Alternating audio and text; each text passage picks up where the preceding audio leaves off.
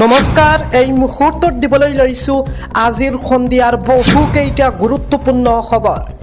আজি হৈছে ২৬ আগষ্ট আৰু এই ধৰণৰ খবৰসমূহ নিতৌ চাবৰ বাবে চেনেলটো ছাবস্ক্ৰাইব কৰি ভিডিঅ'টোত এটাকৈ লাইক কৰি দিব। তেন্তে আহক দৰ্শকসকল, সন্ধিয়াৰ খবৰকেইটা আৰম্ভ কৰোঁ।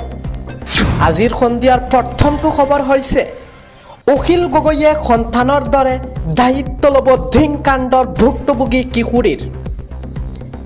দেশৰ উন্নত চিকিৎসালয়ত চিকিৎসা কৰাই দিব অখিল গগৈয়ে। নিজৰ ল'ৰাক পঢ়ুৱাৰ দৰে কিশোৰীগৰাকীক পঢ়ুৱাব বিচাৰিছে বহিৰাজ্যক। গাঁতৰ পৰা বিচাৰি উলিয়াই আনক আন ২ লম্পট অভিযুক্তক। ২-৩ মাহৰ ভিতৰত কঠোৰৰ পৰা কঠোৰ শাস্তি দিয়ক। চূড়ান্ত শাস্তিয়েই হৈছে অপৰাধীৰ উচিত বিচাৰ। ধিংকাণ্ডই জাতি ধৰ্মৰ মাজত কাজিয়া লগাই দিছে। এই ঘটনাই সমগ্ৰ অসমতেই অশান্তিৰ সৃষ্টি কৰিছে। ৩টাকৈ অপৰাধ কৰিছে ধিংকাণ্ডৰ অপৰাধীয়ে। হত্যাৰ চেষ্টা, কিশোৰীক নিৰ্যাতন আৰু গোষ্ঠীগত সংঘৰ্ষৰ সৃষ্টি কৰিছে। অখিল গগৈয়ে সন্তানৰ দৰে দায়িত্ব ল'ব ধিংকাণ্ডৰ ভুক্তভোগী কিশোৰীগৰাকীক আৰু দেশৰ উন্নত চিকিৎসালয়ত চিকিৎসা কৰাই দিব বুলি মন্তব্য কৰিছে। আগবাঢ়িছোঁ আজিৰ সন্ধিয়াৰ পৰৱৰ্তী খবৰটো লৈ। কোটি কোটি ৰেচন কাৰ্ডৰ হিতাধিকাৰীলৈ আহিছে ডাঙৰ খবৰ। এতিয়াৰ পৰা ৰেচন কাৰ্ডত লাভ নকৰিব বিনামূলীয়া চাউল। ৰেচন কাৰ্ডক লৈ ডাঙৰ সিদ্ধান্ত কেন্দ্ৰ চৰকাৰৰ। দেশৰ ৯০ কোটি লোকক সামৰি লয় ৰেচন কাৰ্ডে। কেন্দ্ৰৰ সিদ্ধান্ত অনুসৰি এতিয়াৰ পৰা হিতাধিকাৰীয়ে লাভ নকৰিব চাউল। চাউলৰ পৰিৱৰ্তে ৯ বিধ সামগ্ৰী বিনামূলীয়াকৈ দিয়াৰ সিদ্ধান্ত কেন্দ্ৰৰ। ৰেচন কাৰ্ড থকা লোকে পাব দাইল, বুট, চেনি, নিমখ, লগতে মিঠাতেল, আটা, চয়াবিন, ঘেঁহু, মছলাও পাব বিনামূলীয়াকৈ। আগবাঢ়িছোঁ সন্ধিয়াৰ পৰৱৰ্তী খবৰটো লৈ। এই মুহূৰ্তত জনাই আছোঁ, বাছৰ পৰা নমাই ২৩ লোকক হত্যা বন্দুকধাৰী। পৰিচয় পত্ৰ চাই গুলিয়াই গ'ল ইজনৰ পিছত সিজনক। চুবুৰীয়া ৰাষ্ট্ৰত নৰসংহাৰ।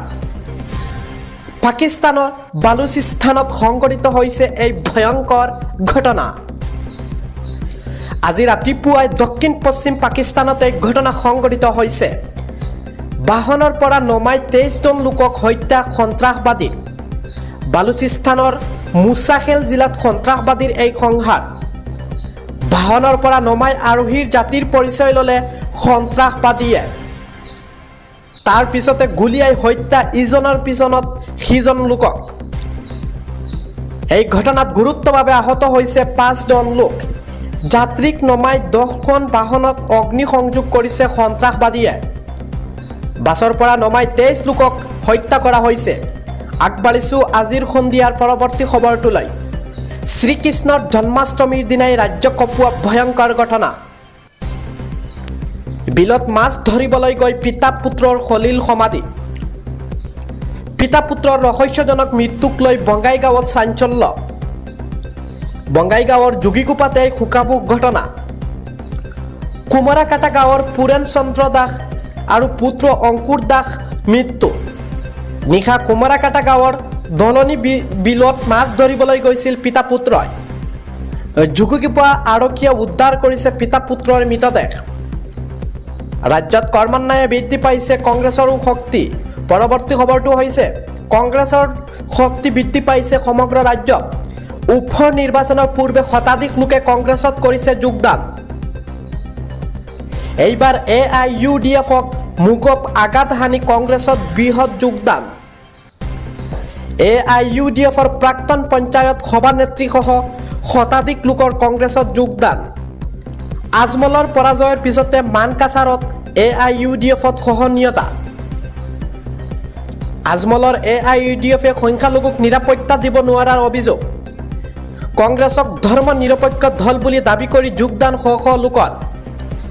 AIUDFক মুখত আঘাত হানি কংগ্ৰেছৰ বৃহৎ যোগদান।